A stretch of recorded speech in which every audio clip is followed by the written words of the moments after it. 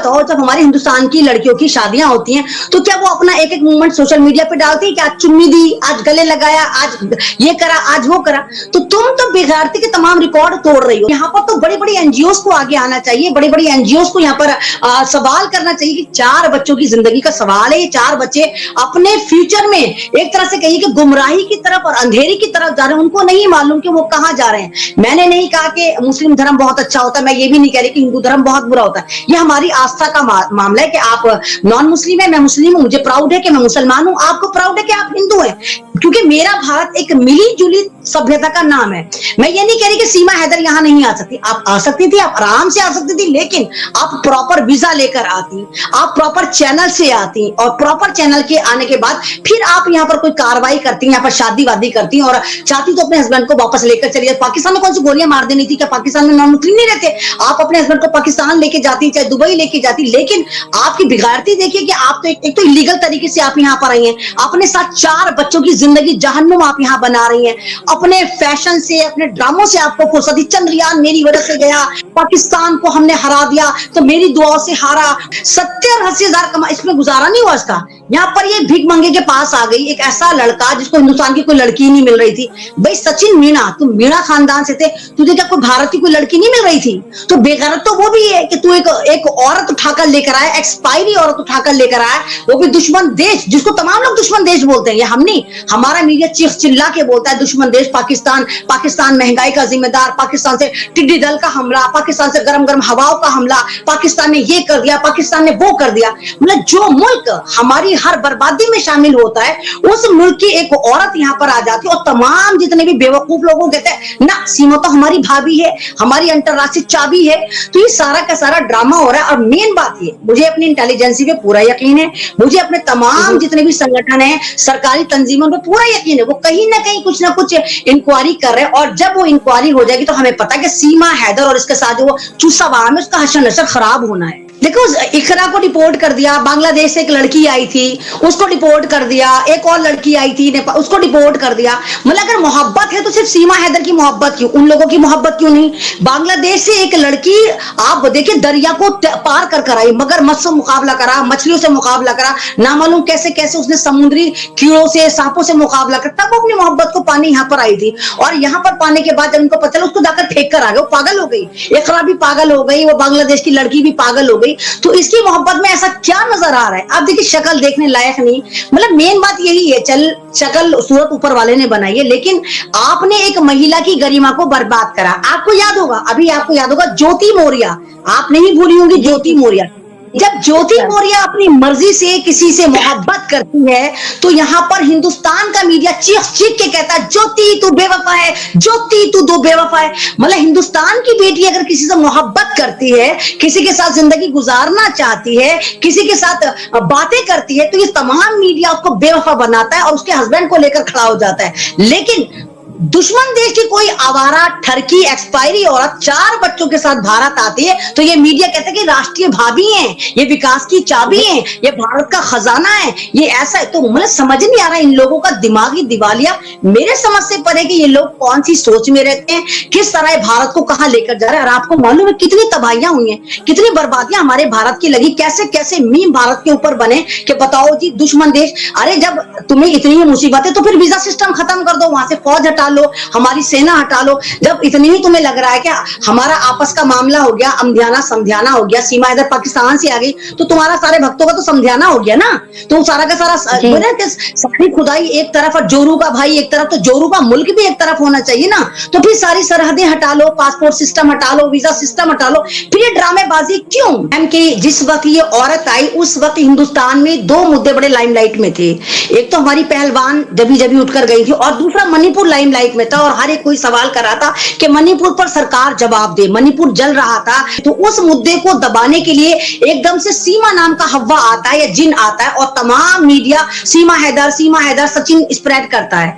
आप देखिए कि आपने ये वाली बात सही कही कि ये जिसी तरह भी आई है, भाग कर आई है, पाकिस्तान की मदद से आई है या इलीगल तरीके से आई है, इंटेलिजेंस को ठेंगा दिखा कर आई है। लेकिन मेरे मुल्क की यहाँ का जो मंत्रालय एडमिनिस्ट्रेशन है, यहाँ की एजेंसियां, क्या इनका फर्ज नहीं बनता था कि उसके बच्चों को उसके बाप से बात करने दी जाए। आप बात करने की बात करें कविता मैम, वो स्कूल में भी नहीं पढ़ते हैं। अरे वो आई थी नहीं आई थी, इन 4 बच्चों को सरकार को रेस्क्यू करना चाहिए था, किसी बड़ी एनजीओ को रेस्क्यू करना चाहिए था और इन बच्चों को किसी अच्छे अनाथ आश्रम में या किसी अच्छी एनजीओ के पास इनको छोड़कर वहां इनकी तालीम का अच्छा इंतजाम करना था। ये बच्चे तो ऐसे ही बेलगाम घोड़ा घोड़ियों की तरह फिरते रहते हैं। यहाँ तो हंसी हंसी में गल फंसी हो रही है कि सीमा अय्याशियां कर रही है, मीडिया से कवरेज ले रही है, जिस लिहाज से वो बातें कर रही है उसे लग रहा है कि खेली कूदी औरत है और अच्छे से उसने ट्रायल फेस करे हैं। सीमा हैदर के बारे में शायद आपको इतना नहीं पता जितना मैंने उसकी रिसर्चें निकाली। दुबई की बार में डांस करती थी, ये पाकिस्तान में भी डांस करती थी, 10-20 हजार के मुजरे करती थी और रातों को नाचती थी। चलो वो तेरा प्रोफेशन है, तू कुछ भी कर, लेकिन 4 जिंदगियां जो जाये हो रही है, छोटे छोटे माइनर बच्चे हैं और वो किसी भी तरह हिंदुस्तान के शहरी बन ही नहीं सकते हैं। चाहे आप यहाँ पर शरीयत लेकर आए, चाहे इस्लाम लेकर आए, चाहे हिंदुस्तान, नहीं हो सकता। वो बच्चे डिपोर्ट होकर पाकिस्तान ही जाएंगे, उसके बाप को ही मिलेंगे। लेकिन सवाल ये, अभी भी इतनी देरी क्यों? 1 साल से उनका नुकसान हो चुका है। 1 साल में आप ये देखिए कितना ट्रॉमा में होंगे। 1 साल से बच्चे भीड़ देख रहे हैं, अजब किस्म का माहौल देख रहे हैं, उनको धर्म नहीं मालूम, उनको देश नहीं मालूम, उनको वकालत नहीं मालूम, उनको मीडिया नहीं मालूम और लगातार उनकी माँ मीडिया पर आकर ऑल फॉर ऑल जुलूल बोल रही है। तो जिससे ना बच्चों की जो एक पर्सनालिटी है वो बिल्कुल खत्म हो जाएगी, मस्त हो जाएगी। उनका जो कॉन्फिडेंस लेवल है वो आप यकीन करिए कविता मैम, वो 0 हो जाना है। उनको नहीं पता, वो तो बिल्कुल एक तरह के जमूरे बन गए कि जिधर देखते उधर तालियां बजाना उनकी माँ शुरू कर देती है। और दूसरी बात है कि पाकिस्तानी सरकार को भी कोशिशें करनी चाहिए, हिंदुस्तान की सरकार से यहाँ पर अपील करनी चाहिए, एक प्रॉपर चैनल में टोटल कार्रवाई होनी चाहिए कि भाई सीमा तो एडल्ट है, एक अपनी मर्जी की मालिक है, चलिए वो कहीं भाग सकती है, किसी के साथ रातें गुजार सकती है, लेकिन मुल्क की सरहद में इस तरह इलीगल तरीके से नहीं आ सकती। लेकिन वो बच्चे जो हैं, वो बच्चे अब इसके कस्टडी में नहीं रहे क्योंकि ये अपना धर्म परिवर्तन कर चुकी है और बच्चों का धर्म परिवर्तन ये नहीं करा सकती क्योंकि बच्चों का बाप अभी जिंदा है और बच्चों का बाप बच्चों के लिए ही कमा कमा कर भेज रहा था।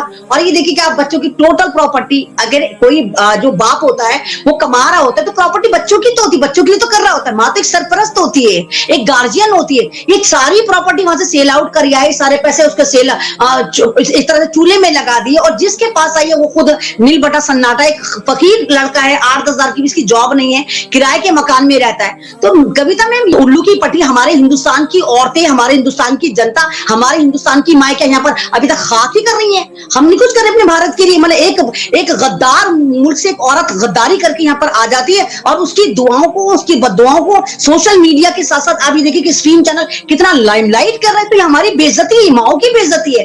आप ये देखिए कि कोई शादीशुदा जब औरत भागती है ना तो आप यकीन करिए कि बहुत ज्यादा प्रॉब्लम्स क्रिएट होती हैं। लोग कह नहीं, लेकिन सीमा हैदर जिस तरह वायरल हुई, आप यकीन करिए कि लोगों की जिंदगी हराम होनी शुरू हो गई। ये जो लड़कियां हैं, जो बेटियां हैं, इनके भाई, इनके गार्जियन पर नजर रखते हैं, कहीं पबजी तो नहीं खेल रही, कोई मोबाइल में कोई गेम तो नहीं खेल रही, कहीं किसी के साथ टाका तो नहीं फिट कर रही, कहीं खेल के नाम पे भाग तो नहीं जाएंगी। तो इस आवारा औरत की वजह से आप देखिए कि हिंदुस्तान की जो महिलाएं हैं वो शक के दायरे में आ गई है। आज लोग बड़े मीम बने थे, लोग कह रहे थे कि बेटी पढ़ा लो लेकिन बीवी मत पढ़ाओ क्योंकि बीवी भाग जाती है।